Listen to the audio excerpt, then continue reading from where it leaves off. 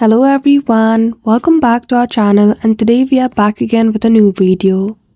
So in this video, I will show you how can you easily fix the issue of low call volume on Samsung. So without any delay, let's get into it. For that, firstly head towards setting application on your device and go to sounds and vibration. Then after you will see the option of volume. Simply click on it. In the volume setting, at the top right corner, click on the three dots. Then you will see the option of media volume limit. Simply click on it and toggle off the feature of media volume limit. After that, head towards About Phone section in Setting and go to Software Information.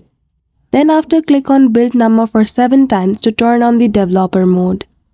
As you can see the option of developer mode, simply click on it and make sure disable absolute volume is turned on. So that's it. Just by following this simple step, you will be able to fix the issue of low volume call on Samsung. So I hope you found this video helpful. If you did, don't forget to give it a thumbs up and subscribe to our channel for such tutorial. Thank you for watching till the end.